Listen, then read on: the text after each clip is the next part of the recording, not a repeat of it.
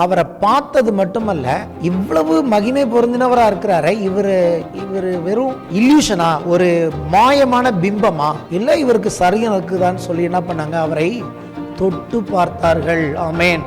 நாங்கள் பார்த்ததும் அப்படின்னா அவங்க சொல்லுவாங்க, ஏன் நாங்களும் தான் பார்த்தோம் இயேசுவை அப்படின்னு. அவர் சொல்ற, நீங்க பார்த்தீங்க, நாங்க தொட்டு பார்த்தோம். அவருக்கு சரீரம் இருந்துச்சு, நான் தொட்டு பார்த்தோம். அதுவும் நான் கொஞ்சம் எக்ஸ்ட்ரீமா போய் அவர் மார்பிலே சாஞ்சிருந்தேன். அவர் தான் எழுதுறாரு. இப்படி கூட அவர் எழுதுறாரு, நான் நோக்கி பார்த்ததும் தொட்டது மட்டுமல்ல, நான் அவருடைய மார்பில் சாய்ந்திருந்ததுமான அந்த வார்த்தையை குறித்து உங்களுக்கு நான் போதிக்கிறேன் சொல்லலாம். 10 பேர் பார்த்தாங்க, தோமா மட்டும் இல்லை. அவர் சொல்றாரு, நான் அவரை பார்த்து அவர் மேல கையை வச்சு அந்த காயத்தை தொட்டு பார்த்தா தான் நான் நம்புவேன் அப்படின்னு.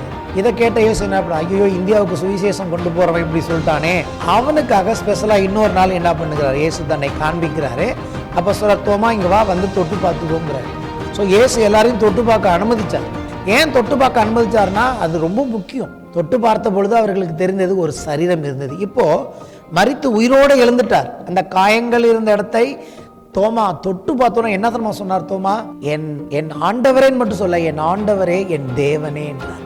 அப்போ அந்த தொட்டு பார்க்கிற அனுபவம் என்னத்தை காண்பிச்சது அவங்களுக்கு, இவங்க பார்த்த ஆண்டவர் மட்டுமல்ல, இவர்கள் பார்த்த தேவனும் அவர்தான். அந்த தேவன் இன்றைக்கு மாம்சத்தில் சரீரம் உடையவராக நம்ம மத்தியில் இருக்கிறார் என்பதை அவர்கள் பார்த்தார்கள். ஏன்னா இதுவரைக்கும் இப்படிப்பட்ட ஒரு மனுஷனை அவங்க பார்த்ததே இல்லை. எத்தனையோ பேரை பார்த்துருக்காங்க. அப்ப இவரை பார்க்கும்போது அவங்களுக்குள்ள ஒரு ஆசை வந்திருக்கும், இவருக்கு சரீரம் இருக்குதா? ஏன்னா சரீரத்தில் உள்ளவங்க யாருமே இவரை போல இவ்வளோ அன்பா, இவ்வளோ பர்ஃபெக்டா ஒரு மனுஷனை நாங்கள் பார்த்ததே இல்லைன்னு சொல்லி அவர்கள் என்ன சொல்கிறார்கள், நாங்கள் அவரை தொட்டு பார்த்தோம். உங்களுக்கும் எங்களுக்கும் இருக்கிறது போல ஒரு சரீரம் உடையவராக அவர் இருந்தார், அவரை நாங்கள் தொட்டு பார்த்தோம். ஆதியில் வார்த்தையா இருந்தவரை, இப்பொழுது மாம்சத்தில் வந்தவரை நாங்கள் தொட்டு பார்த்தோம் என்று அங்கே யோவான் எழுதுகிறார். ஒரு கர்த்தருடைய பிள்ளை வந்தான்னா, அல்ல ஒரு குடும்பமா வந்தாங்கன்னா, அந்த ஐக்கியத்துல என்ன தேவன் விரும்புகிறார், அந்த இடத்தில் அவருடைய சந்தோஷம் நிறைவாக வேண்டும். ஒருத்தர் குறையோட வராங்க, ஒருத்தவங்க பிரச்சனையோட வராங்கன்னா, அவங்கள போகும்போது அவருடைய சந்தோஷத்தை நிறைவாக்கி அனுப்பினால் அது பேர் தான் ஐக்கியம். டீ காஃபி குடிச்சா ஐக்கியம். தேவன் இதுவரைக்கும் இருந்த வெற்றிடத்தை ரட்சிப்பின் மூலமாக, மனுஷனுடைய அந்த ஐக்கியத்தின் மூலமாக அவன் வெறுமையை எடுத்து அவனை சந்தோஷத்தால் நிரப்புகிறார். அதான் யோவான் எழுதுகிறார், எங்களைப் போல நீங்களும் ஐக்கியம் உள்ளவர்களாகும்படி, எதுக்கு உங்கள் சந்தோஷம் நிறைவாகும்படி இதை எழுதுகிறேன். அது சந்தோஷம், அது மகிழ்ச்சி. ஒரு சர்ச்சுக்கு போனா போயிட்டு வெளியில வரும்போது சந்தோஷமா வெளியில போகும். அப்படி சர்ச்சுக்கு தான் நாங்கெல்லாம் போயிட்டு வந்துட்டு இருக்கோம். அப்படியே போறது இல்லை, சர்ச்சுக்கு போயிட்டு வருது என்னடா அப்படின்னு ஒரு திகில் படம் பார்த்த மாதிரி இருக்கக்கூடாது. சர்ச்சுக்குள்ள போயிட்டு வந்தா, சர்ச்சு சந்தோஷத்தை காண்பிக்கிற இடம். ஏசு அதை தான் கொடுக்க வரார். இன்னைக்கு குத்துயிரும் கொலையுருமா இருக்கு உலகம். சமாரியன் என்ன செய்தான், அவனை காயங்கட்டி கடைசி வரைக்கும், அவன் நல்லாகிற வரைக்கும் அவனை பராமரித்தான். ஸோ நம்ம எதுக்கு இருக்கிறோம், அந்த குத்துயிரும் கொலையுரமா இருக்கவங்களுக்கு போய் திராட்சை ரசத்தை வச்சு காயங்கட்டி கொஞ்ச நாள் பார்த்துக்கிட்டு பராமரித்து அவர்கள் மறுபடியும் ஜீவனை அடையணும். அதுதான் ஒரு சமாரியன், நல்ல சமாரியன் என்று சொல்லி இயேசு சொல்கிறார்.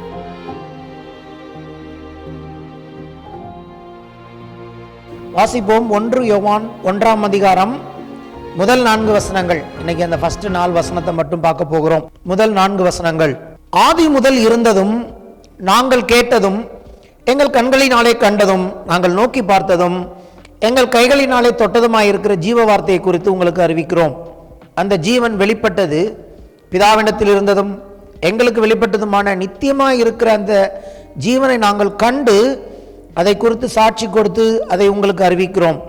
நீங்களும் எங்களோட ஐக்கியம் உள்ளவர்களாகும்படி நாங்கள் கண்டும் கேட்டும் இருக்கிறதை உங்களுக்கு அறிவிக்கிறோம். எங்களுடைய ஐக்கியம் பிதாவோடும் அவருடைய குமாரனாகிய இயேசு கிறிஸ்துவோடும் இருக்கிறது. உங்கள் சந்தோஷம் நிறைவாயிருக்கும்படி இவைகளை உங்களுக்கு எழுதுகிறோம். ஆமென். கர்த்தருடைய பரிசுத்த நாமத்திற்கு ஸ்தோத்திரம் உண்டாவதாக. 1 யோவான்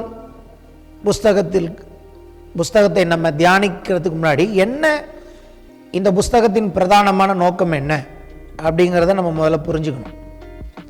அடிப்படையிலேருந்து போவோம். இந்த புஸ்தகத்தில் 2 காரியங்களை யோவான் ரொம்ப முக்கியமாக சொல்லுகிறார். என்னன்னு கேட்டிங்கன்னா, 1, தேவன் வெளிச்சமாக இருக்கிறார் அப்படிங்கிறார். அது எங்கே சொல்கிறாருன்னு கேட்டிங்கன்னா, 1ஆம் அதிகாரம் 5ஆம் வசனத்தில் இருக்கு. தேவன் வெளிச்சமாக இருக்கிறார். 2வது என்ன சொல்லுகிறார், தேவன் அன்பாகவே இருக்கிறார் அப்படின்னு இருக்கார். அது 4ஆம் அதிகாரம் 8ஆம் வசனத்தில் இருக்கிறது. இந்த 2 வசனங்களை முழுவதும் விளக்குவதற்கு தான் இந்த புஸ்தகம் இருக்கிறது. தேவன் அன்பாகவே இருக்கிறார், தேவன் வெளிச்சமாக இருக்கிறார் என்கிற இந்த 2 காரியங்களை நாம் எவ்வளோ புரிந்து கொள்கிறோமோ, அந்த புரிந்து கொள்ளுதலை எங்கே கொண்டு போய் நம்மளை சேர்க்கும்னா, ஆதியாகமத்திலிருந்து வெளிப்படுத்தின விசேஷம் வரைக்கும், உள்ளே இருக்கிற தீர்க்க தரிசன புஸ்தகங்கள் வரைக்கும், நியாயப்பிரமாணம் வரைக்கும் எதை கர்த்தர் நம்மக்கிட்ட பேச விரும்புகிறார் என்பதை இந்த ஒரே நிருபத்தில் இருக்கிற 5 அதிகாரங்களை நாம் சரியாய் பார்த்தா போதும், நம்மளால் அதை புரிஞ்சுக்க முடியும். அதனால் நம்ம என்ன பண்ண போகிறோம், ஒரு வசனம்னா ஒரு வாரத்துக்கு ஒரு வசனம் கிடையாது, ஒவ்வொரு வசனமாக. இந்த இடத்துல முதல் 4 வசனங்கள் ஒரு பகுதி. அதனால் இந்த முதல் 4 வசனங்கள் என்ன சொல்லுகிறது என்பதை நாம் என்ன பண்ண போகிறோம், நல்லா பொறுமையாய் ஆழமாய் நிதானமாய் அதை கற்றுக்கொள்ள போகிறோம். சரி, சிலர் பைபிளெல்லாம் நல்லா ஆழமாக பார்க்குறாங்க இல்லையா, அவங்க என்ன சொல்கிறாங்க இந்த பகுதியை பற்றி பார்க்கும்போது, இந்த முதல் 4 வசனங்களை பார்க்கும்போது, அந்த 4 வசனங்களும் எழுதப்பட்டிருக்கிற விதம், அதுவும் விசேஷமாக அந்த 4ஆவது வசனம் எழுதப்பட்டிருக்கிற விதம் எப்படி இருக்குன்னு கேட்டிங்கன்னா, அது ஒரு சரியான ஒரு ஸ்ட்ரக்சராக இல்லைங்கிறாங்க. வழக்கமாக ஒரு லெட்டர் எழுதுனா எப்படி எழுதுவாங்களோ அந்த மாதிரி அது புரிந்து கொள்வதற்கு அந்த நடைமுறை அவ்வளவா சரியாக இல்லை அப்படின்னு சொல்கிறாங்க. அந்த 5 அதிகாரங்கள் தான் இருக்குது, ஆனால் அந்த 5 அதிகாரங்களையும் புரிந்து கொள்ளவும் கொஞ்சம் சிரமமாக தான் இருக்கும். முதல் 4 வசனங்களே சொல்கிறாங்க இது சரியான கன்ஸ்ட்ரக்ஷனாக இல்லைங்கிறாங்க. அப்புறம் சொல்கிறாங்க முதல் 3 வசனங்கள் ஒரு பாட்டாக இருந்திருக்கலாம், ஆதி திருச்சபையில் அவங்க பாடின பாட்டு, அந்த பாட்டை அந்த இடத்துல மேற்கோள் காட்டியிருக்கார் யோவான் அப்படிங்கிறாங்க. ஸோ எது எப்படியோ நம்ம எப்படி இதை புரிஞ்சுக்கணும்னு நான் விரும்புகிறேன்னா, இதை எழுதினவர் தான் தெரியும். அல்லேலூயா. யார் என்ன சொன்னாலும், அறிவுள்ளவர்கள் என்ன சொன்னாலும், இதை எழுதினாரே யோவான், அவர் என்ன நோக்கத்தை தன் இருதயத்தில் வச்சு எழுதினாருங்கிறது அவருக்கு தெரியும். அப்போ இன்றைக்கி நான் கரெக்டாக இதை புரிஞ்சுக்கணும்னா எனக்கு என்ன தெரியணும், கர்த்தர் என்ன செய்யணும், பரிசுத்த ஆவியானவர் யோவானுடைய இருதயத்தில் என்ன இருந்ததுங்கிறதை எனக்கு வெளிப்படுத்தணும். ஆமென். அப்படி அதை தேவ உதவியோடு, கர்த்தருடைய உதவியோடு அவர் என்ன இதை எழுதும் போது அவருடைய இருதயம் மனநிலைமை எப்படி இருந்ததுங்கிறத நம்ம புரிஞ்சுக்கிட்டோம்னா சரியாகவே இதை சொல்ல முடியும். அதன் அடிப்படையில் தான் நான் என்ன பண்ண போகிறேன், இந்த வசனங்களை நான் உங்களுக்கு விளக்கி போதிக்க விரும்புகிறேன். அப்போ என்ன பண்ணுவோம், ஒவ்வொரு வசனமாக நம்ம பார்க்கலாம். ஃபஸ்ட்டு முதல் வசனத்தை நம்ம வாசிப்போம். சரியா? முதல் வசனம் என்ன சொல்லுகிறது, ஆதி முதல் இருந்ததும் நாங்கள் கேட்டதும் எங்கள் கண்களினாலே கண்டதும் நாங்கள் நோக்கி பார்த்ததும் எங்கள் கைகளினாலே தொட்டதுமாயிருக்கிற ஜீவ வார்த்தையை குறித்து உங்களுக்கு அறிவிக்கிறோம். இங்கே யோவானை பொறுத்த வரைக்கும் எப்போ ஒரு கடிதத்தை எழுதினாலும் அவர் முதல்ல என்ன வார்த்தையை யூஸ் பண்ணுவார்னு கேட்டிங்கன்னா, ஆதிங்கிற வார்த்தையை யூஸ் பண்ணுவார். ஆதி முதல் இருந்தது அப்படிங்கிறார் இல்லையா. ஆதி அப்படின்னா என்ன அர்த்தம், பிகினிங்னு அர்த்தம். பிகினிங் அதுதான் எல்லாத்துக்கும் ஆரம்பம். இவர் ஏன் ஆதி முதல் இருந்தது அப்படின்னு எழுதுகிறாருங்கிறத முதல்ல நம்ம புரிஞ்சுக்கணும். இந்த வசனத்தில் அவர் ஆதி முதல் இருந்ததுன்னு எழுதுகிறார். சரியா? இதே யோவான் 1ஆம் அதிகாரத்தில் போய் வீட்டில் வாசிங்க. யோவான் 1ஆம் அதிகாரம் முதல் 2 வசனங்கள் எப்படி சொல்லுகிறது, ஆதியிலே வார்த்தை இருந்தது, அந்த வார்த்தை தேவனிடத்தில் இருந்தது, அந்த வார்த்தை தேவனாக இருந்தது, அவர் ஆதியிலே தேவனோடு இருந்தார். அந்த இடத்துல 2 இடத்துல என்ன பண்ணுறாரு, அவரு ஆதியிலேங்கிறாரு. அதுக்கப்புறம் ஆதியாகமம் போய் பார்த்தீங்கன்னா, அது யோவான் எழுதலை, ஆதியாகமம் தான் வேதாகமத்தின் முதல் புஸ்தகம். அங்கே எப்படி எழுதிருக்குன்னு கேட்டிங்கன்னா, ஆதியிலே தேவன் வானத்தையும் பூமியும் சிருஷ்டித்தார். அப்போ இந்த ஆதி யாருன்னு நம்ம முதல்ல புரிஞ்சுக்கணும். பிகினிங் இயேசுதான் அந்த ஆதி. ஹல்லேலூயா. அப்போ யோவானுடைய நோக்கம் என்னன்னு கேட்டிங்கன்னா, இந்த புஸ்தகத்தில் 1 யோவான் ஆகட்டும், அவர் எழுதின யோவான் புஸ்தகமாகட்டும், அவருடைய நோக்கம் என்னன்னா, இயேசுவை தேவனாக காண்பிக்க விரும்புகிறார். ஆமென். இந்த தேவன் எப்படிப்பட்டவராக இருக்கிறாருங்கிறத அடுத்தடுத்து சொல்லிட்டு வர்றார். முதல்ல அவர் சொல்ல வர்றது, இயேசு ஆதியில் இருந்த தேவன் என்று சொல்லுகிறார். ஹல்லேலூயா. அப்போ நீங்களும் நானும் ஆராதிக்கிற ஆண்டவர் அவர்தான் ஆதி. He is the beginning. Amen. அவரை தேவனாக கடவுளாக இங்கே காண்பிக்கிறார். அதுதான் அவருடைய நோக்கம். சரியா? அடுத்து அந்த ஆதியாகமம் 1ஆம் அதிகாரம் இருக்கு இல்லையா, 1ஆம் அதிகாரம் 1ஆம் வசனம் எபிரேயத்தில் எப்படி வரும், பெரஷித் பரா எலோஹிம் எத் ஹஷமாயிம் வெயத் ஹா எரட்ஸ். எதுக்கு இதை வாசிச்சு காமிக்கிறேன்னா, முதல் வார்த்தை இருக்குல்ல, பெராஷிட், இன் த பிகினிங், அது எபிரேயத்தில் எப்படி வருதுன்னு கேட்டிங்கன்னா பார்ங்கிற வார்த்தை வருகிறது. பார் அப்படின்னாலே எதை குறிக்குன்னு கேட்டிங்கன்னா, எபிரேயத்தில் பார்னா சன்னு அர்த்தம், மகன் அர்த்தம். ஹல்லேலூயா. அப்போது வேதாகமத்தின் முதல் வசனத்தின் முதல் வார்த்தையே எப்படி தான் ஆரம்பிக்குது? மகன் என்று ஆரம்பிக்கிறது. ஹல்லேலூயா. அப்போ இயேசுவை கொண்டு தான் தேவன் எல்லாவற்றையும் சிருஷ்டித்தார். இந்த அடிப்படையில் தான் யார் பேசுகிறா? யோவான் பேசுவார். வேதாகமம் எப்படி முடியுதுன்னு பார்த்தீங்கன்னா, வெளிப்படுத்தின விசேஷம் கடைசி வசனம் இருக்கு இல்லையா, 22ஆம் அதிகாரம் 21ஆம் வசனம் எப்படி முடியும்? நம்முடைய கர்த்தராகிய இயேசு கிறிஸ்துவின் கிருபை உங்கள் அனைவரும் கூட இருப்பதாக, ஆமேன் அப்படின்னு முடியும். ஆமேன்கிறது யார்? இயேசுவின் நாமம் தான் ஆமேன்.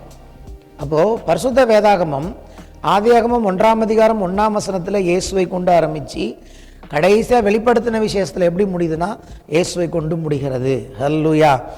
ஆகவே இயேசுவே சொல்கிறார், வெளிப்படுத்தின விசேஷம் 1ஆம் அதிகாரம் 10 முதல் 11 வசனத்தில் வாசித்து பார்த்தீங்கன்னா, அங்கே யோவானை என்ன பண்ணுறாங்க? பத்மு தீவில் கொண்டு போய் தனியாக விட்டுறாங்க அவரை, யாருமே இல்லாத தீவில்.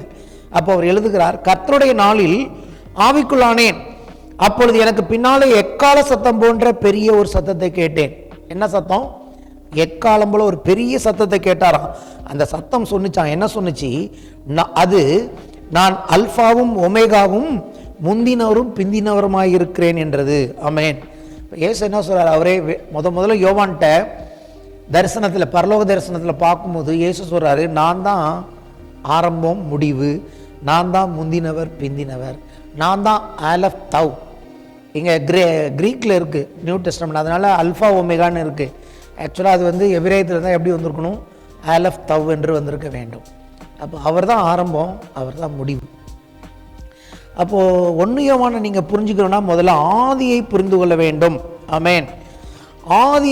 ஆதிங்கிறது என்னங்க? முதல்ல ஆதினாலே யாருன்னா இயேசுதான் அந்த ஆதி, இயேசுதான் அந்த தேவன் என்று சொல்லி முதல்ல அவரை தேவனாக காண்பிக்கிறார். அதுதான் இந்த வசனத்தோட அர்த்தம். ஆதி முதல் இருந்ததும் அப்படி. அதுக்கப்புறம் என்ன சொல்றாரு? நாங்கள் கேட்டதும், எங்கள் கண்களினாலே கண்டதும், நாங்கள் நோக்கி பார்த்ததும், எங்கள் கைகளினாலே தொட்டதுமாய் இருக்கிற ஜீவ வார்த்தையை குறித்து உங்களுக்கு அறிவிக்கிறோம் அப்படிங்கிறார். அவர் என்ன சொல்றாரு? நாங்கள் அவரை பார்த்தோம். எப்படி பார்த்தோன்னா எங்களுக்கு ஆச்சரியமா இருந்துச்சு. எந்த விதத்தில் ஆச்சரியமா இருந்ததுன்னா, இயேசு வந்து மனிதனாக இப்போ இருக்கிறாரு. எந்த அளவுக்கு ஆச்சரியமா இருந்ததுன்னா, நாங்கள் போய் தொட்டு பார்த்தா தான் எங்களுக்கு புரியும். ஏன்னா இது உண்மையிலே இவர் வந்து ஒரு மனுஷனா, இல்லை ஒரு சிலர் அந்த நாளில் கிளப்பி விட்டது போல ஒரு ஆவியா? இயேசு வந்து அப்படி சரீரத்தில் இருந்த போல இருந்தார், ஆனால் அவருக்கு சரீரமே கிடையாது அப்படின்னு. ஆக்சுவலாக இயேசு சரீரமுடையவராக இருந்தாருங்கிறத நம்ம ஏற்றுக்கணும். ஆமென். அப்போ இவங்க என்ன பண்ணுறாங்க? அவரை பார்த்தது மட்டுமல்ல, இவ்வளவு மகிமை பொருந்தினவராக இருக்கிறார இவர் இவர் இவர் வெறும் இல்யூஷனா, ஒரு மாயமான பிம்பமா, இல்லை இவருக்கு சரீரம் இருக்குதான்னு சொல்லி என்ன பண்ணாங்க? அவரை தொட்டு பார்த்தார்கள். ஆமென். அப்போ என்னென்னலாம் சொல்கிறாரு பாருங்க. அது சொல்கிறேன், ஒவ்வொரு வார்த்தைக்கும் ஒரு ஒரு ஒரு யோவானுடைய இருதயத்தில் வந்து ஒரு ஒரு காரண நோக்கம் இருந்துச்சு.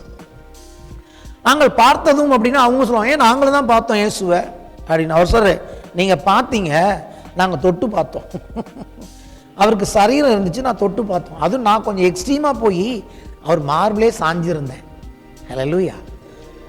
அவர் தான் எழுதுறாரு. இப்படி கூட அவர் எழுதுறாரு, நாங்கள் நோக்கி பார்த்ததும் தொட்டது மட்டுமல்ல, நான் அவருடைய மார்பில் சாய்ந்திருந்ததுமான அந்த வார்த்தையை குறித்து உங்களுக்கு நான் போதிக்கிறேன் சொல்லலாம்.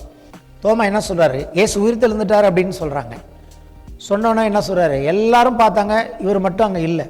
10 பேர் பார்த்தாங்க, தோமா மட்டும் இல்லை. அவர் சொல்றாரு, நான் அவரை பார்த்து அவர் மேலே கையை வச்சு அந்த காயத்தை தொட்டு பார்த்தா தான் நான் நம்புவேன் அப்படின்னாரு. இதை கேட்ட இயேசு என்ன பண்ண, ஐயோ இந்தியாவுக்கு சுவிசேஷம் கொண்டு போகிறவன் இப்படி சொல்லிட்டானே அப்படின்னு சொல்லிட்டு அவனுக்காக ஸ்பெஷலாக இன்னொரு நாள் என்ன பண்ணுகிறார்? இயேசு தன்னை காண்பிக்கிறாரு. அப்போ சொல்கிறார், தோமா இங்கே வா, வந்து தொட்டு பார்த்துக்கோங்கிறார். ஸோ இயேசு எல்லாரையும் தொட்டு பார்க்க அனுமதிச்சார். ஏன் தொட்டு பார்க்க அனுமதிச்சார்னா அது ரொம்ப முக்கியம். தொட்டு பார்த்த பொழுது அவர்களுக்கு தெரிந்தது ஒரு சரீரம் இருந்தது. இப்போது மரித்து உயிரோடு எழுந்துட்டார். அந்த காயங்கள் இருந்த இடத்தை தோமா தொட்டு பார்த்தோன்னா என்ன தெரியுமா சொன்னார்? தோமா, என் என் ஆண்டவரேன்னு மட்டும் சொல்ல, என் ஆண்டவரே என் தேவனே என்றார். ஹல்லேலூயா. அப்போ அந்த தொட்டு பார்க்கிற அனுபவம் என்னத்தை காண்பிச்சது அவங்களுக்கு? இவங்க பார்த்த ஆண்டவர் மட்டுமல்ல, இவர்கள் பார்த்த தேவனும் அவர்தான். அந்த தேவன் இன்றைக்கு மாம்சத்தில் சரீரம் உடையவராக நம்ம மத்தியில் இருக்கிறார் என்பதை அவர்கள் பார்த்தார்கள். ஏன்னா இதுவரைக்கும் இப்படிப்பட்ட ஒரு மனுஷனை அவங்க பார்த்ததே இல்லை. எத்தனையோ பேரை பார்த்துருக்காங்க. அப்போ இவரை பார்க்கும்போது அவங்களுக்குள்ள ஒரு ஆசை வந்திருக்கும், இவருக்கு சரீரம் இருக்குதா? ஏன்னா சரீரத்தில் உள்ளவங்க யாருமே இவரை போல இவ்வளோ அன்பா, இவ்வளோ பர்ஃபெக்டாக ஒரு மனுஷனை நாங்கள் பார்த்ததே இல்லைன்னு சொல்லி அவர்கள் என்ன சொல்லுகிறார்கள்? நாங்கள் அவரை தொட்டு பார்த்தோம். உங்களுக்கும் எங்களுக்கும் இருக்கிறது போல ஒரு சரீரம் உடையவராக அவர் இருந்தார், அவரை நாங்கள் தொட்டு பார்த்தோம். ஆதியில் வார்த்தையாக இருந்தவரை, இப்பொழுது மாம்சத்தில் வந்தவரை நாங்கள் தொட்டு பார்த்தோம் என்று அங்கே யோவான் எழுதுகிறார். ஹல்லேலூயா. அதை தான் அவர் எங்கே குறிப்பிடுறார்? யோவான் சுவிசேஷம் இருக்கு இல்லையா, யோவான் சுவிசேஷம் 1ஆம் அதிகாரம் 14ஆம் வசனத்தில் இப்படி எழுதியிருக்கு பாருங்க. அந்த வார்த்தை மாம்சமாகி, ஆமென், இதோட அர்த்தத்தை அங்கே பார்க்கலாம். அந்த வார்த்தை மாம்சமாகி கிருபையினாலும் சத்தியத்தினாலும் நிறைந்தவராய் நமக்குள்ளே வாசம் பண்ணினார். எங்களுக்குள்ள வாசம் பண்ணினார். அவருடைய மகிமையை கண்டோம். அதுதான் சொல்றாரு, மகிமையை கண்டோம். அது எப்படி இருந்ததுன்னு கேட்டீங்கன்னா, அது பிதாவுக்கு ஒரே பேராளனுடைய மகிமைக்கு ஏற்ற மகிமையாகவே இருந்தது. தேவன் ஒருத்தர் இருப்பார்னா அப்படி எப்படி இருப்பாரோ அப்படிதான் இவர் இருந்தார்.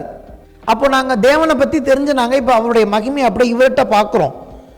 அதனால என்ன பண்ணுறோம்? நாங்கள் என்ன பண்ணோம்? அவரை தொட்டு பார்த்தோம். தொட்டு பார்த்தோன்னா ஒரு முடிவுக்கு வந்துட்டோம், இவர் வெறும் ஒரு மனுஷன் அல்ல, மனுஷனுடைய எக்ஸ்பீரியன்ஸ், மனுஷனுடைய எக்ஸிஸ்டன்ஸ் மட்டுமல்ல, இவர் தேவன் என்று சொல்லி நாங்கள் சாட்சி கொடுத்தார்கள். ஆமென். அப்படிப்பட்டத ஒரு சாட்சியை தான் இங்கே 1ஆம் வசனத்தில் சொல்கிறாரு. இவ்வளோ இருக்குது இதில். ஹல்லேலூயா. அதனால தான் நான் தனியாக அழகாக இதை பேசணும்னு விரும்புகிறேன். ஆதி முதல் இருந்ததும், ஆதியாகமத்தில் பார்த்தோமே, இன் த பிகினிங் பெரஷித் பெரா எலோஹிம், அவர் இப்போ நாங்கள் என்ன பண்ணிட்டோம்? கேட்குறோம், கண்ணால் பார்த்தோம், நோக்கி பார்த்தோம், எங்கள் கைகளினால் தொட்டோம், அந்த வார்த்தையை குறித்து உங்களுக்கு அறிவிக்கிறோம். 2ஆம் வசனம், அந்த ஜீவன் வெளிப்பட்டது, பிதாவினத்தில் இருந்ததும் எங்களுக்கு வெளிப்பட்டதுமான நித்தியமாயிருக்கிற அந்த ஜீவனை நாங்கள் கண்டு அதை குறித்து சாட்சி கொடுத்து உங்களுக்கு அறிவிக்கிறோம். இதோட அர்த்தம் நம்ம அப்புறமா டீட்டெயிலாக பார்ப்போம். இப்போதைக்கு சுருக்கமாக பார்ப்போம். தேவனுக்குன்னு ஒரு ஜீவன் இருக்கு. அதை சொல்ல வர பிதா, குமாரன், பரிசுத்த ஆவியானவர், திருத்துவ தேவன். பிதா அப்படின்னா அவருக்குள்ள என்ன விதமான ஜீவன் இருக்குமோ அதே விதமான ஜீவன் இயேசுக்குள்ள இருக்கிறது. இயேசுக்குள்ள என்ன விதமான ஜீவன் இருக்கிறதோ அதே விதமான ஜீவன் பரிசுத்த ஆவியானவருக்குள்ள இருக்கிறது. அந்த ஜீவன் பேர் நித்திய ஜீவன். இவர் மனுஷராய் எங்களுக்கு வெளிப்பட்டாலும் இவருக்குள்ள இவரை நாங்கள் எப்படி பார்த்தோம்னா, இவர் எப்படி இந்த ஜீவன் வெளிப்பட்டதுன்னா, பிதாவிடத்தில் இருந்ததும் எங்களுக்கு வெளிப்பட்ட இந்த ஜீவனை நாங்கள் பார்த்தபோது இது ஒரு சாதாரணமான மற்ற மனிதர்கள் போல, தீர்க்கதரிசிகள் போல இல்லை. இவர் பிதாவின் நித்திய ஜீவனை உடையவராக வந்ததை நாங்கள் பார்த்தோம். ஏன்னா அவர் பேசின விதம், அவர் போதித்த விதம், அவர் நடந்து கொண்ட விதம், அதை பார்க்கும்போது எங்கேயுமே எங்களுக்கு ஆச்சரியத்தின் மேல் ஆச்சரியமாக இருக்கிறது. அதெல்லாம் அப்புறமா அவர் எழுதுறாரு, தேவன் ஒளியாக இருக்கிறார்னு. ஆக்சுவலாக இவங்க எல்லாருமே யார்? இவங்க எல்லாமே யூத பின்னணியில் இருந்தவர்கள். இவர்கள் எபிரேயர்கள். இவர்களுக்கு கர்த்தருடைய வசனம் தெரியும், வார்த்தை தெரியும், எழுத்துக்கள் தெரியும். முக்கியமாக எபிரேய எழுத்துக்களை அறிந்தவர்கள் இவங்க. இப்போ ஆதியாகமம் 1:1 நீங்கள் வாசிக்கிறதுக்கும் அவங்க வாசிக்கிறதுக்கும் வித்தியாசம் இருக்குது. நம்ம போய் ஆதியிலே தேவன் வானத்தையும் பூமியும் சிருஷ்டித்தார் அப்படின்னு வாசிப்போம். அவங்க வாசிக்கும் போது இயேசுவை கொண்டு எல்லாத்தையும் செஞ்சார்னு அவங்க வாசிப்பாங்க. அவங்களுக்கு தெரியுது இது யார் என்று சொல்லி. ஆமென். அப்போ தேவன் அவர்களுக்கு அதை வெளிப்படுத்தினார் அப்போஸ்தலர்களுக்கு. ஏன் 12 அப்போஸ்தலர்களுமே யூத எபிரேய பின்னணியிலேருந்து தேவன் தேர்ந்தெடுத்தார்னா, அவங்க பெரிய ஸ்பெஷல்னு அர்த்தம் இல்லை. அவர்களுக்கு இருந்த ஒரு முக்கியமான தகுதி என்னன்னு கேட்டிங்கன்னா, எபிரேய எழுத்துக்களை அறிந்தவர்கள். ஆமென். எபிரேய எழுத்துக்கள் அறிந்தவங்களுக்கு தான் பழைய ஏற்பாடு சரியாய் புரியும். அப்புறம் டிரான்ஸ்லேஷன்லாம் அன்றைக்கி நமக்கு இருக்குது. அன்னைக்கு காலகட்டத்தில் இந்த வேதாகமத்தை அவங்க தான் சரியாக புரிஞ்சுக்க முடியும். அங்கேயும் தான் ரட்சிப்பு உலகம் எங்கும் போனது. ஆமேன். அப்போ யோவான் ஒரு எபிரேய பின்னணியிலேருந்து வந்தவர். வார்த்தைனா என்னன்னு புரிஞ்சு வச்சுருக்கார். இயேசு வார்த்தையாக இருந்தவர், தேவன் வார்த்தையின் வடிவில் இருக்கிறார் அப்படிங்கிறத கரெக்டாக அவர் எழுதிட்டு இருக்காரு. அப்போ நமக்கு எழுதும் போது என்ன சொல்கிறாருன்னா, வார்த்தை தான் அது, அந்த வார்த்தையில் ஜீவன் வேறு இருந்துச்சு, அதை தான் நாங்கள் தொட்டோம், அதை தான் நாங்கள் பார்த்தோம், அதை தான் கேட்டோம், அதை தான் உங்களுக்கு அறிவிக்கிறோம். அந்த ஜீவனை நாங்கள் பார்த்தோன்னே எங்களுக்கு ஆச்சரியம், அதனால் தொட்டும் பார்த்து கன்ஃபார்ம் பண்ணிட்டோம். இது சாதாரண ஜீவன் இல்லை, இது நித்திய ஜீவன், பிதாவின் ஜீவன். இது பிதாவின் மகிமைக்கேற்ற மகிமையாகவே இருக்கிற ஒரே பேரானவனுடைய மகிமையாக இருந்ததை நாங்கள் பார்த்தோம். This much truth is hidden in this versus. இவ்வளவு அர்த்தங்கள் இந்த வசனங்களுக்குள் புரிந்திருக்கிறது. நம்ம அப்படியே புரட்டிட்டு போகிற மாதிரி இல்லை. அதனால தான் இந்த வாட்டி கொஞ்சம் பிரேக் போட்டு நின்று இந்த 1 யோவானை நல்லா பிரசங்கம் பண்ண நான் விரும்புகிறேன். கர்த்தர் உதவி செய்வாராக. கர்த்தர் ஒருவருக்கே மகிமை உண்டாகட்டும். சரியா? சரி, இந்த நித்திய ஜீவனை குறித்து இன்னும் நிறைய இருக்குது, நம்ம அப்புறம் பார்க்கலாம். இப்போதைக்கு இது போதும். ஆமென். ஹல்லேலூயா.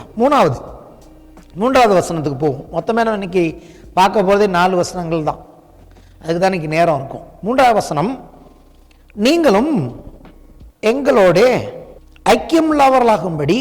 இந்த வசனத்தை பாருங்க. நீங்களும் எங்களோட ஐக்கியம் உள்ளவர்களாகும்படி நாங்கள் கண்டும் கேட்டும் இருக்கிறதை உங்களுக்கு அறிவிக்கிறோம். எங்களுடைய ஐக்கியம் பிதாவோடும் அவருடைய குமாரனாகிய இயேசு கிறிஸ்துவோடும் இருக்கிறது அப்படின்னு. இந்த இடத்துல அவங்க சொல்லியிருக்காங்களே, சரியாக கன்ஸ்ட்ரக்ஷனாக இல்லை, இந்த வசனம் சரியாக வரலன்னு சொல்லிட்டு, ஒருவேளை அவங்க இந்த வசனத்தை வச்சு தான் அப்படி சொல்லியிருப்பாங்கன்னு நான் நினைக்கிறேன். இந்த வசனத்தை நான் கொஞ்சோண்டு மாற்ற விரும்புகிறேன், கொஞ்சம் மாற்றிட்டு அதுக்கு அர்த்தத்தை உங்களுக்கு சொல்ல விரும்புகிறேன். இங்கே இவங்க எப்படி சொல்கிறாங்கன்னா, நீங்களும் எங்களோட ஐக்கியம் உள்ளவர்களாய் ஆகும்படி நாங்கள் விரும்புகிறோம்னு சொல்கிறாங்க. யோவான் எழுதுறாரு, விசுவாசிகளை பார்த்து, நீங்கள் எங்களோட ஐக்கியம் உள்ளவர்களாகும்படி நாங்கள் இந்த வசனத்தை உங்களுக்கு அறிவிக்கிறோம். ஏன்னா எங்களுடைய ஐக்கியம் பிதாவோடும் உடைய குமாரனாகிய இயேசு கிறிஸ்துவோடும் இருக்கிறது. எப்படி இதை வாசிக்கணும் ஃபஸ்ட்டு. இது இப்படி இருக்கிறதுனால தப்புன்னு சொல்லவல்ல, இது எப்படி இருந்தால் இன்னும் நல்லா இருக்கும்னு நான் சொல்கிறேன். நீங்களும் எங்களோடன்னு இருக்குல்ல, அந்த இடத்துல எப்படி வந்தால் நல்லா இருந்திருக்கும். நீங்களும் எங்களை போல ஐக்கியம் உள்ளவர்களாகும்படி நாங்கள் அறிவிக்கிறோம் அப்படின்னு சொல்லிட்டு, நீங்களும் எங்களை போல தேவனோட ஐக்கியம் உள்ளவர்களாகும்படி உங்களுக்கு நாங்கள் இதெல்லாம் அறிவிக்கிறோம். ஏன்னா எங்களுடைய ஐக்கியம் ஏற்கனவே தேவனோடு இருக்கிறது. தேவனோடு முதல்ல நடக்க வேண்டியது என்னன்னு கேட்டிங்கன்னா, முதல்ல நடக்கணும். தேவனோடு இருக்கிற உறவு சரி செய்யப்படாமல் மற்றவரோடு இருக்கிற உறவு சரி செய்யப்படாது. ஆமென். தேவனோடு இருக்கிற ஐக்கியம் சரியாக இருந்தால் அப்போஸ்தலரோடு நாம் ஐக்கியமாக இருக்க முடியும். ஆகவே நான் என்ன சொல்கிறேன், முதலில் தேவனோடு ஐக்கியமாக இருப்பதற்கு விசுவாசிகள் இந்த நிருபத்தை புரிந்து கொண்டால், அதுக்கு பிறகு யோவான் நிறைய ஐக்கியத்தை பற்றி எழுதுகிறார், அன்பை பற்றி எழுதுகிறார், அதெல்லாம் புரிந்து கொள்ள முடியும்.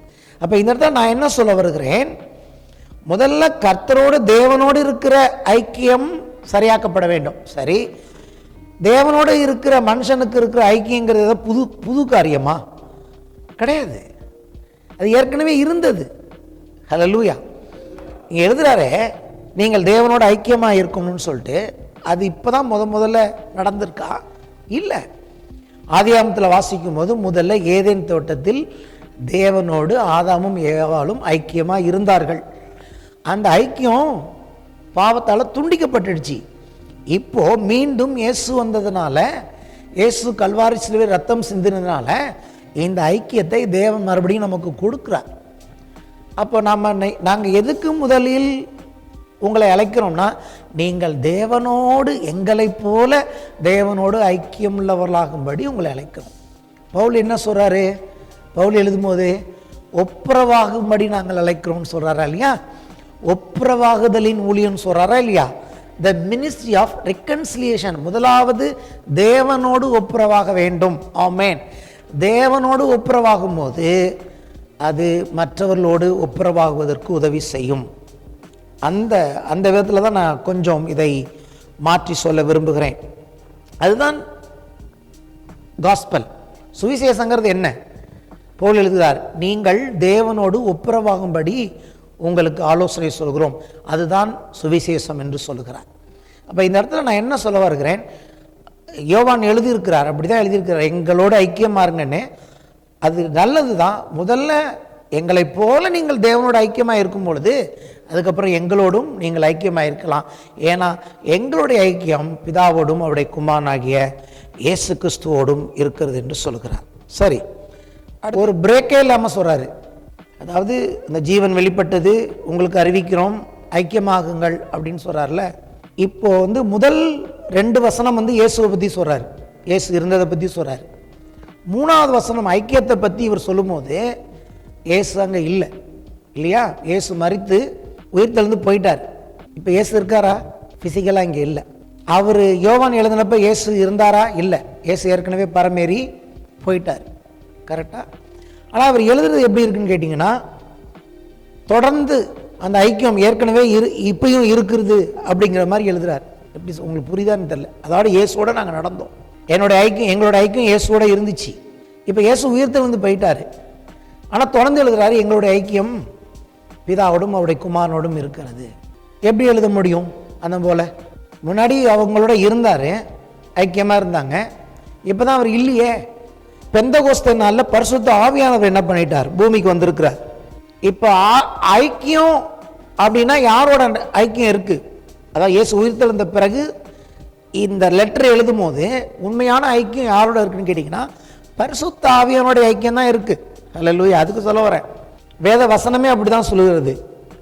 2 கொரிந்தியர் 13:14 எழுதுகிறார், பவுல் எழுதுகிறார், கர்த்தராகிய இயேசு கிறிஸ்துவின் கிருபையும் தேவனுடைய அன்பும் பரிசுத்த ஆவியினுடைய ஐக்கியமும் உங்களோட அனைவரோடுமே இருப்பதாக அப்படின்னு. நம்மளும் தானே சர்ச்சை முடிஞ்சோன்னு சொல்கிறோம்.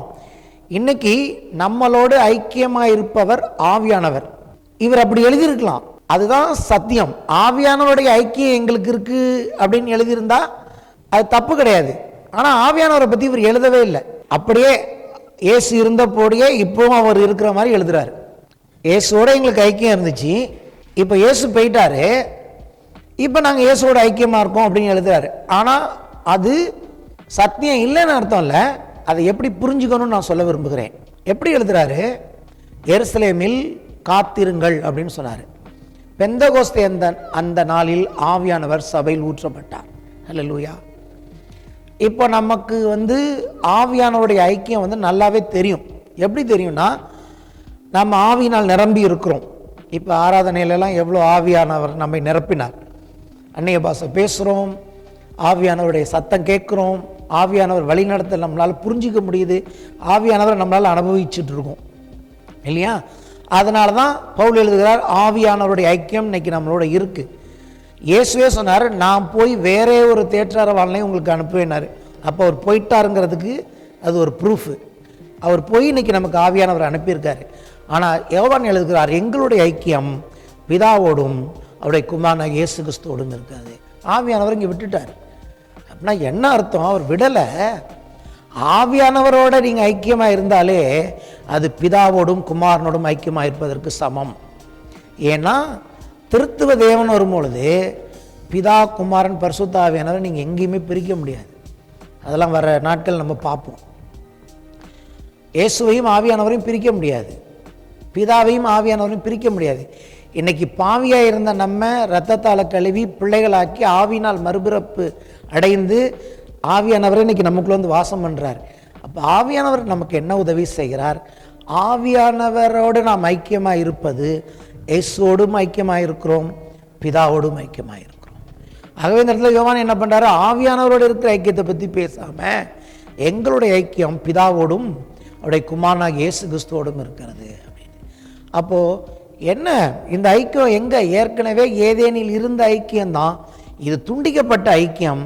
ஆனால் இன்னைக்கு இயேசுவின் மூலமாக பரலோக பிதாவோடு நாம் இணைக்கப்பட்டிருக்கிறோம், இயேசுவோடு இணைக்கப்பட்டு இருக்கிறோம். அந்த நிச்சயத்தை நாம் பெற்றுக்கொள்ள வேண்டும் என்று சொல்லி யோவான் எழுதுகிறார். அவருக்கு அப்புறமா இயேசு வெளிப்படுத்தும் போது அந்த வெளிப்படுத்துகிற விசேஷம்லாம் எப்படி வருகிறது? 7 சபைகளை குறித்து ஆவியானவர் சபைக்கு சொல்லுகிறதை காதுள்ளவன் கேட்க கடவன், ஆவியானவர் சபைக்கு சொல்லுகிறதை காதுள்ளவன் கேட்க கடவன். இன்னைக்கு நம்மளோட இருப்பவர் யார்? இருக்கிறவர் யார்? சபையில் பரிசுத்த ஆவியானவர். ஆனால் ஆவியானவரோடு இருக்கிற இந்த ஐக்கியத்தின் மூலமாக மட்டும்தான் என்னால் இயேசுவோட பேச முடியும். பரிசுத்த ஆவியானவர் மூலமாக தான் என்னால் பிதாவோடு ஐக்கியமாக இருக்க முடியும். அப்போ இன்றைக்கி யாரோ ஒருத்தர் தான் எங்கூட இருக்காருன்னு சொல்லக்கூடாது. பிதா, குமாரன், பரிசுத்த ஆவியானவர், திருத்துவ தேவன் ஒரே ஒருத்தர் தான். மூன்றாய் செயல்படுகிற அவருடைய ஐக்கியத்தை தேவன் இன்னைக்கு எனக்கு கொடுத்துருக்கிறார். ஆமென். ஏன் அப்போ இவ்வளோ இம்பார்ட்டன்ஸ் கொடுத்து சொல்கிறாருன்னா, யோவான் இயேசு மரித்து உயிர்த்தெழுவதற்கு முன்பாக ஃபிசிக்கலாக இந்த பூமியில் இருந்தப்போ அவங்களுக்கு யாரோட ஐக்கியம் இருந்தது? இயேசுவோட மட்டும்தான் ஐக்கியம் இருந்துச்சு. இப்போது இயேசுவோட இல்லை, பிதாவோடும் இயேசுவோடும் ஐக்கியம் உண்டாயிருக்கிறது. அது யார் மூலமாய் உண்டாயிருக்கிறது? பரிசுத்த ஆவியானவர் மூலமாக உண்டாயிருக்கிறது. ஏன்னு கேட்டிங்கன்னா, 3 பேருக்குள்ளும் இருப்பது ஒரே விதமான ஜீவன். ஆவியானவருக்குள்ள ஜீவன் இருக்கிறது. ஜீவ ஆவியானவர் அவர். பிதாவுக்குள்ள இருக்கிற அதே ஜீவன் இயேசுக்குள்ளும் அதே விதமான ஜீவனை தேவன் இங்கே வைத்திருக்கிறார். அதுதான் ரட்சிப்பின் மூலமாய் உண்டாயிருக்கிற ஒரு அற்புதம். ஆமென். ஏன்னா இயேசுக்குள்ள சரீரப்பிரகாரமாக தேவத்துவத்தின் பரிபூர்ணம் இயேசுக்குள்ள இருந்துச்சு. இயேசு பூமியில் இருந்தப்போ அவருக்குள்ள பிதா இருந்தார். இயேசு சொன்னார், என்னை கண்டவன் பிதாவை கண்டான். இயேசு இந்த பூமியில் இருக்கும் போதே அவர் மேல் ஆவியானவர் தங்கியிருந்தார். திருத்துவ தேவனாக தான் அவர் செயல்பட்டார். எப்பயுமே யாரையுமே தனியாக பிரித்து தேவனை பிரித்து நம்ம பார்க்கவும் முடியாது. பார்க்க முயற்சித்தோம்னா நம்ம தோல்வி தான் அடைவோம். அதாவது ஒரு விஷயத்தை நான் சொல்கிறேன், டீச்சிங் இல்லாமல் கற்றுக் கொடுக்காம இது இப்படித்தான் கற்றுக் கொடுக்காம ஒரு விசுவாசி புரிஞ்சுக்கிற காரியம்தான் ட்ரினிட்டி. பிதா, குமாரன், பரிசுத்த ஆவியானவரை பற்றி டீச் பண்ணிங்கன்னா புரியாது. ஆனால் ஒவ்வொரு விசுவாசிக்கும் அது தெரியும். பிதாவை பற்றியும் தெரியும், இயேசுவை பற்றியும் தெரியும், பரிசுத்த ஆவியானவரை பற்றி தெரியும். இது யாருக்கு குழப்பம்னா, ரட்சிக்கப்படாத உலகத்தில் இருக்கிறவங்களுக்கு தான் குழப்பம். உங்கள் கடவுள் 3 1 அது எப்படி 1 3 ஆகும், 3 1 ஆகும், இதெல்லாம் அவங்களுக்கு தான் குழப்பம். இது ஒரு போதனையால், ஒரு டீச்சிங்கால் சொல்கிறத விட போதிக்கலாம், ஓரளவு தான் போதிக்க முடியும். ஆனால் பரிசுத்த ஆவியானவர் உள்ளே வந்துட்டார்னா எங்களுக்கு பிதாவை தெரியாதுன்னு சொல்ல முடியாது, எங்களுக்கு இயேசுவை தெரியாதுன்னு சொல்ல முடியாது. ஆவியானவர் உள்ளே வந்தார்னா, ஏன்னா அவர் தான் கனெக்ட் பண்ணிட்டார். இப்போது பிதாவையும் கனெக்ட் பண்ணிட்டாரு, ஐக்கியத்தில் இயேசுவையும் கனெக்ட் பண்ணிட்டார். என்னால் எப்படி நான் பிதாவை எனக்கு தெரியாதுன்னு சொல்ல முடியும்? பிதாவை தெரியலன்னு சொல்ல முடியுமா? இல்லை எனக்கு இயேசுவை தெரியாதுன்னு சொல்ல முடியுமா? நான் பார்த்ததில்லை, ஆனால் எனக்கு தெரியும். நான் பிதாவை பார்த்ததில்லை, எனக்கு தெரியும். ஏன்? என்னை ஆவியானவர் பிதாவோடும் இயேசுவோடும் இன்றைக்கு இணைத்து இருக்கிறார். அப்பா பிதாவை என்று கூப்பிடத்தக்கதான புத்திர சுவிகாரத்தின் ஆவி எனக்குள்ளே கொடுத்திருக்கிறார். பரிசுத்த ஆவியானவர் அன்றி இயேசுவை ஒருவனும் கர்த்தர் என்று சொல்லக்கூடாது என்று பவுல் எழுதுகிறார். இயேசுவை கர்த்தர் என்றும் ஆண்டவர் என்று சொல்ல எனக்குள்ளே இன்னைக்கு யாரு? என்னுடைய சொந்த முயற்சி இல்லை, ஆவியானவர் எனக்கு இயேசுவை தேவன் என்று வெளிப்படுத்தினார். ஆவியானவர் எனக்கு தேவனை பிதாவாக வெளிப்படுத்தி இருக்கிறார். இது மனுஷனாலேயோ போதிக்கிறதுனாலேயோ பிஹெச்டினாலோ உண்டாகிற வெளிப்பாடு இல்லை, இது தேவனால் உண்டாகிற வெளிப்பாடு. இது ஒவ்வொரு தேவனுடைய பிள்ளைகளும் தேவன் கொடுத்திருக்கிறார். எபேசியர் 2ஆம் அதிகாரம் 18 முதல் 22 வசனங்கள். பழைய ஏற்பாட்டு மக்களையும் நம்மையும் சேர்த்து சொல்றார். அந்தபடியே நாம் இருதரத்தாரும் ஒரே ஆவியினாலே, எத்தனை ஆவி? ஒரே ஆவியினாலே பிதாவினத்தில் சேரும் ஸ்லாக்கியத்தை அடுத்து அவர் மூலமாய் பெற்றிருக்கிறோம். ஒரே ஆவியினாலே, பரிசுத்த ஆவியானவராலே பிதாவிடத்தில் சேரும் ஸ்லாக்கியத்தை அவர் யாரு? இயேசு மூலமாய் பெற்றிருக்கிறோம். என்னை இல்லாமல் பிதாவிடத்தில் ஒருவனும் வர முடியாது. இயேசுகிட்ட யார் தான் கொண்டு வந்த? ஆவியானவர். ஆவியானவராலே பிதாவிடத்தில் சேரும் ஸ்லாக்கியத்தை இயேசுவின் மூலமாய் பெற்றிருக்கிறோம். முடிஞ்சு போச்சா? அப்போ ஐக்கியம் யாரோட இருக்கு? 3 பேரோடையும் இருக்கு. ஒருத்தரோட ஐக்கியமாக இருந்தாலே போதும், அது அவங்க எல்லாரோடையும் ஐக்கியமாக இருப்பதற்கு சமம். ஏன்னா தேவனை பிரிக்க முடியாது. இஸ்ரேலைகள் தேவனாகிய கர்த்தர் ஒருவரே கர்த்தர். ஒருவரேங்கிறதுக்கு என்ன வார்த்தை தெரியுமா? எபிரேயத்தில் எஹாடுன்னு ஒரு வார்த்தை. எஹாட், எனக்கு சரியாக ப்ரொனன்சியேஷன் வர மாட்டேங்குது, காரணம் மாதிரி வரும். எஹாட் இந்த வார்த்தை எங்கே எழுதியிருக்கு தெரியுமா? ஆதியாகமத்தில் ஆதாம் ஏவாளை பற்றி எழுதியிருக்குல்ல, அவர்கள் இருவரும் ஒரே மாம்சமாக இருப்பார்கள்னு. அந்த ஒரே தான் இங்கேயும் அந்த ஒரே எஹாட், ஒரே மாம்சமாக இருப்பார்கள். எத்தனை பேர்? ஒருவராக இருப்பார்கள் சொன்னது எத்தனை பேரை பார்த்து? 2 பேரை பார்த்து. ஆனால் 2 பேர். ஆனால் வேதம் என்ன சொல்லுது? எஹாட், ஒன்றா இருப்பாங்க. ஒருத்தவங்க 2 பேராக இருக்க முடியுமா? இருக்க முடியும். 2 பேர் ஒருத்தராக இருக்க முடியுமா? இருக்க முடியும், அக்கார்டிங் டு பைபிள். ஏன்னா தேவன் அப்படிதான் புருஷன் மனைவி இணைக்கிறார். கர்த்தர் பார்க்கும்போது உன்னை தனியாக புருஷன் மனைவி தனியாக பார்க்க மாட்டார். வேதத்தின்படி அது உன் மனைவியா இருந்தா, சட்டபூர்வமாக தேவனுடைய பார்வையில் நீ புருஷன் பொண்டாட்டியா இருந்தா நம்ம அவங்க 2 பேரையும் ஒன்றாய் தேவன் பார்க்கிறார். அதே கான்செப்ட் தான் திருத்துவத்துக்கு எடுத்துட்டு வரணும். இஸ்ரவேலே கேள், உன் தேவனாகிய கர்த்தர் ஒருவரே கர்த்தர்.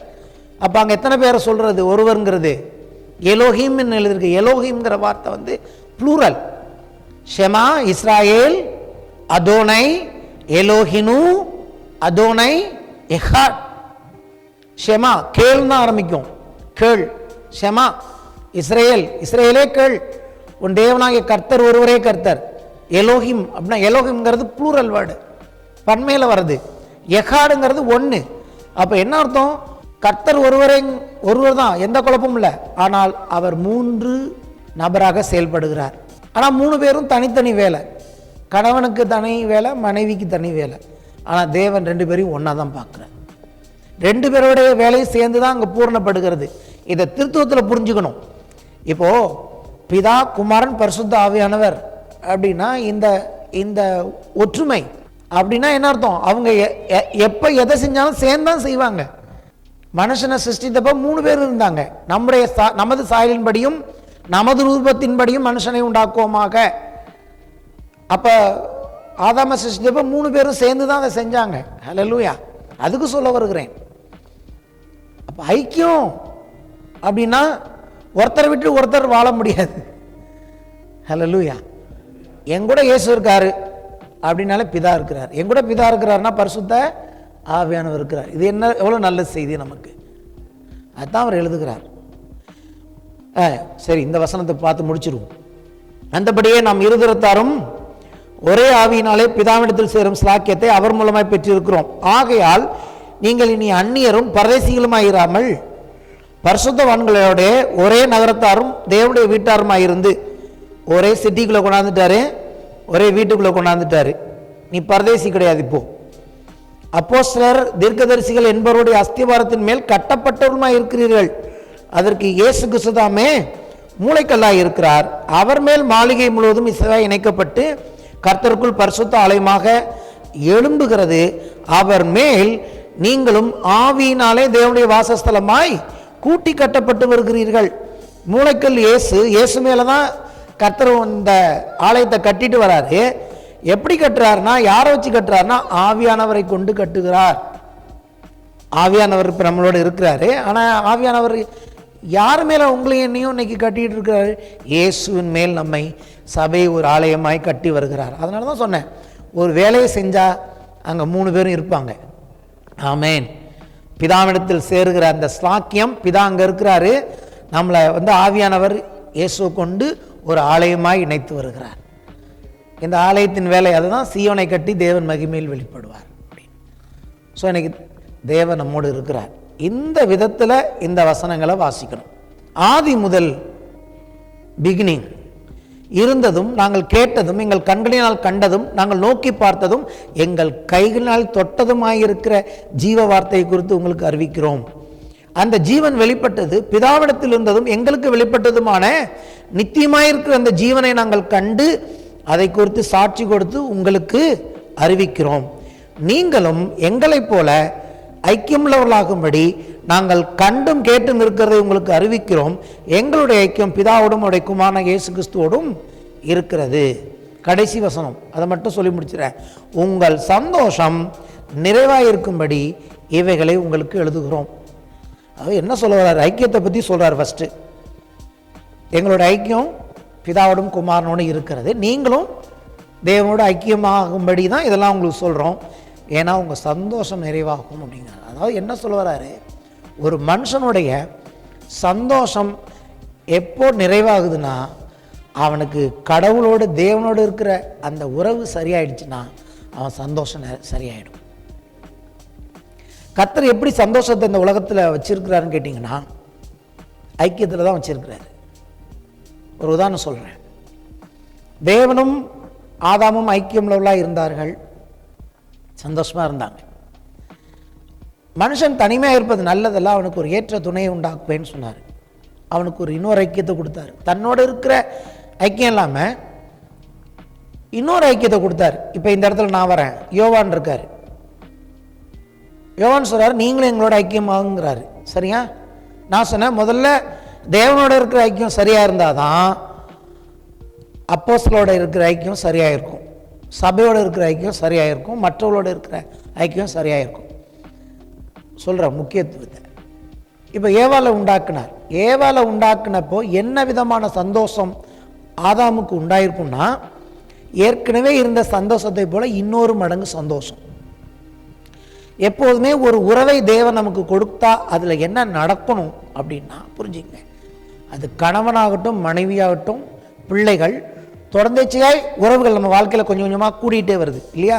ஃபஸ்ட்டு அப்பா அம்மாவோட இருக்கும், சகோதர சகோதரிகளோடு இருக்கிறோம், அப்புறம் திருமணம் ஆகுது, அப்புறம் பிள்ளைகள் பிறக்கிறார்கள். ஸோ இந்த உறவு எக்ஸ்பேண்ட் ஆகிட்டே போயிட்டுருக்கு, எக்ஸ்டெண்ட் ஆகிடுது, கொஞ்சம் கொஞ்சமாக வளருது. அப்போ உறவுகளை தேவன் எப்படி உண்டாக்கியிருக்கிறார்னா, ஒரு உறவு இருக்கிற சந்தோஷத்தை இன்னும் அதிகரிக்கிறதாக, இரட்டிப்பாக மாற்றுகிறதாக, அல்லது ஏற்கனவே இருக்கிற சந்தோஷத்தை இன்னும் நிறைவாக்குறதாக இருக்க வேண்டும். ஆமேன். அதுக்கு தான் உறவை கொடுத்தாரு. இருக்கிற சந்தோஷத்தையும் உங்களை விட்டு பிடுங்கிறது உறவு இல்லை.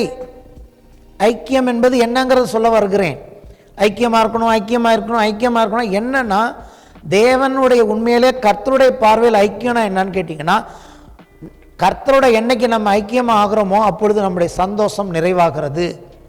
அதை போலவே யாரோடு நீங்கள் ஐக்கியமாக விரும்பினாலும், நான் மட்டும் இருக்கிறேன், இன்னொரு சகோதரன் வருகிறான், ஒரு சகோதரி வருகிறாள் அப்படின்னா, அவங்கள பார்த்தோன்னே என்னுடைய சந்தோஷம் அது வளர வேண்டும்.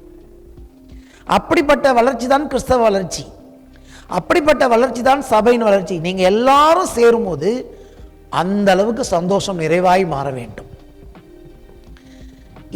இதுதான் கிறிஸ்தவத்தின் ஆணித்தரமான காரியம்.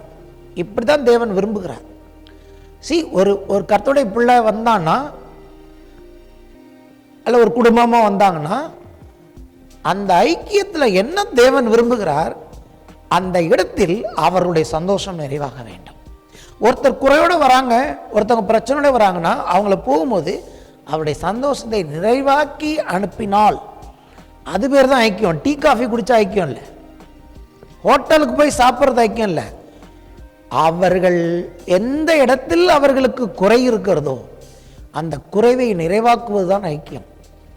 தேவன் இதுவரைக்கும் இருந்த வெற்றிடத்தை ரட்சிப்பின் மூலமாக, மனுஷனுடைய அந்த ஐக்கியத்தின் மூலமாக அவன் வெறுமையை எடுத்து அவனை சந்தோஷத்தால் நிரப்புகிறார். அதுதான் யோவான் எழுதுகிறார், எங்களைப் போல நீங்களும் ஐக்கியம் உள்ளவர்களாகும்படி, எதுக்கு உங்கள் சந்தோஷம் நிறைவாகும்படி இதை எழுதுகிறேன். ஸோ இன்னிலேருந்து புரிஞ்சுங்க, ஒரு உறவு, ஒரு ஐக்கியம் உங்களுக்கு சந்தோஷத்தை கொடுக்க நீங்கள் ஜெபிக்க வேண்டும். சந்தோஷத்தையும் உற்சாகத்தையும் ட்ரெயின் பண்ணி எப்போதுமே உங்களை காலங்காலமாக உங்கள் வாழ்க்கை அது டிப்ரெஷனுக்குள் வைக்கும் என்று சொன்னால், அது சகோதர சகோதரியாக இருந்தாலும் சரி, நண்பர்களாக இருந்தாலும் சரி, அவங்களால உங்களுக்கு சந்தோஷம் இல்லை, அவங்களால உங்களுக்கு மன நிம்மதி இல்லை, அவங்க உங்கள் சந்தோஷத்தை ட்ரெயின் பண்ணுறாங்கன்னா அது சரியான ஐக்கியம் கிடையாது. இல்லை, இது அவங்க பணக்காரங்களா அவங்க ஏழைகளாங்கிறதுனால உண்டாகிற ஐக்கியம் அல்ல, இது தேவனால் உண்டாகிற மெய்யான ஐக்கியம். என்னுடைய சந்தோஷத்தை என் கூட ஐக்கியமாக இருக்கிறவங்க டபுள் ஆக்கிட்டு போகிறவங்களா இருக்கணும், நிறைவாக்கணும். நான் சோர்ந்து போய் உட்காந்துருக்கேன், ஃபார் எக்ஸாம்பிள் நான் சோர்ந்து போயிருக்கேன், ஒரு பாஸ்டர் தான் நான் சோர்ந்துருக்கேன், ஒரு பிள்ளை வரான், வரீங்க நீங்கள் யாரோ என்ன பண்ணணும், ஒரு விசாரி, ஏன் நீங்கள் எப்படி இருக்கீங்க, உங்களுக்கு என்ன பாஸ்டர் பிரச்சனை, நான் உங்களுக்காக ஜெபம் பண்ணுறேன். அல்லேலூயா. விசுவாசி பிள்ளையை பார்க்குறோம், ஏன்டா தம்பி ஒரு மாதிரி இருக்கு, என்னடா பிரச்சனை, தைரியமாக நான் உனக்காக ஜெபம் பண்ணுறேன். அல்லேலூயா. இதெல்லாம் எதுக்கு செய்கிறோம், வேற எதுக்குமே இல்லை, எப்போதுமே கர்த்தருக்குள் இருக்கிற அந்த சந்தோஷத்தை நிறைவாய் காத்துக்கொள்ள நாம் ஐக்கியம் உள்ளவர்களாய் மாறுகிறோம். அதுக்கு தான் ஐக்கியம் வேணும். சபை கூடி வர வேண்டும். அங்கே ஒரு ஆசீர்வாதத்தை கர்த்தர் கட்டளையிடுகிறார். ஆரோனின் சிரசிலிருந்து வடிகிற அந்த தைலம் போன்ற ஒரு விசேஷமான ஒன்றை ஏன் கர்த்தர் கொடுக்கிறார்னா, அது சந்தோஷம், அது மகிழ்ச்சி. ஒரு சர்ச்சுக்கு போனால் உள்ளே போயிட்டு வெளியில் வரும்போது சந்தோஷமாக வெளியில் போகணும். அப்படி சர்ச்சுக்கு தான் நாங்கள்லாம் போயிட்டு வந்துக்கிட்டு இருந்தோம். அல்லேலூயா. உள்ளே போயிட்டு வெளியில் போகும்போது அப்படியே அடிச்சு விட்ட மாதிரி, அப்படியே எல்லாத்தையும் காற்றெல்லாம் பிடுங்கி விட்ட மாதிரி அப்படியே போகிறதில்ல. சர்ச்சுக்கு போயிட்டு வருது என்னடா அப்படின்னு ஒரு திகில் படம் பார்த்த மாதிரி இருக்கக்கூடாது சர்ச்சுக்குள்ளே போயிட்டு வந்தா. அல்லேலூயா. சர்ச்சு திகில் படம் காட்டுற இடம் இல்லை, சர்ச்சு சந்தோஷத்தை காண்பிக்கிற இடம். அல்லேலூயா. ஏசு அதை தான் கொடுக்க வரார். அதுதான் சொன்னேன், குழல் ஊதினோம் நீங்கள் கூத்தாடவில்லைன்னு சொல்ல, குழல் ஊதுவார் கூத்தாடுகிற ஒரு நாள் வருகிறது. ஆமேன். உங்கள் துக்கம் சந்தோஷமாய் மாறும் என்று சொன்னவர் ஒருவர் இருக்கிறார். உங்க வாழ்க்கையில காலங்காலமா துக்கத்தில் இருக்கீங்கன்னா கொஞ்சம் யோசிச்சு பாருங்க, யார் உங்க சந்தோஷத்தை கெடுக்கிறார்? அவர்களுக்காய் ஜெபம் செய்யுங்கள். அவங்களுக்கு இதெல்லாம் புரியணும். இன்னைக்கு குத்துயிரும் கொலையுருமா இருக்கு உலகம். சமாரியனுடைய கதை, அதெல்லாம் அப்புறம் பேசலாம், அப்படி டைம் ஆயிடுச்சு. சமாரியன் என்ன செய்தான்? அவனை காயங்கட்டி கடைசி வரைக்கும், அவன் நல்லாகிற வரைக்கும் அவனை பராமரித்தான். அப்போ குத்துயிரும் கொலையுருமா பிசாசோட வேலை, குத்துயிரும் கொலையுருமா போட்டுருவான். அவ்வளோதான். பிசாசு எதை வரான்? அழிக்கவும் கொல்லவும் வரான். ஜனங்களை குத்துயிரும் கொலை உயிருமா போட்டு வச்சிருக்கிறான். ஸோ நம்ம எதுக்கு இருக்கிறோம்? அந்த குத்துயிரும் கொலை உயிருமா இருக்கவங்களுக்கு போய் திராட்சை ரசத்தை வச்சு காயங்கட்டி கொஞ்ச நாள் பார்த்துக்கிட்டு பராமரித்து அவர்கள் மறுபடியும் ஜீவனை அடையணும்.